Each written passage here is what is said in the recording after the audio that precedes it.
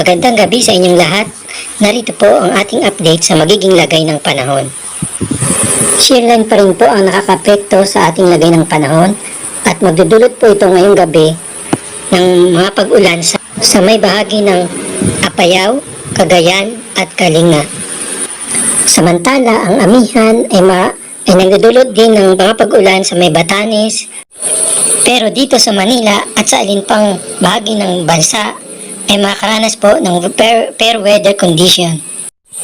Kung umulan man po ay isolated lamang at dala lang po ito ng mga localized thunderstorm. Wala naman po tayong minomonitor na bagyo o low pressure area na posibleng makaapekto sa ating bansa.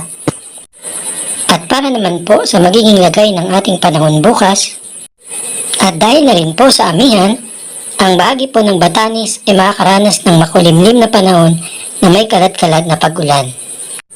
Dahil bumaba na po ang epekto ng shearline bukas, kaya improving na po ang weather condition sa malaking bahagi ng Northern Luzon, kabilang na ang Cordillera at Cagayan Valley.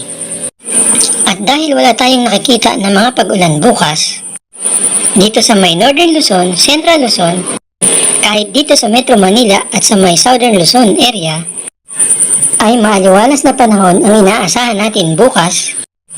Kung may pag-ulan man po ay panandalian lamang at dala lang po ito ng mga localized thunderstorm.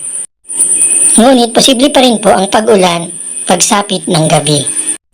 At sa mga kababayan po natin sa Visayas, wala po tayong inaasahan dyan ng mga pag-ulan bukas.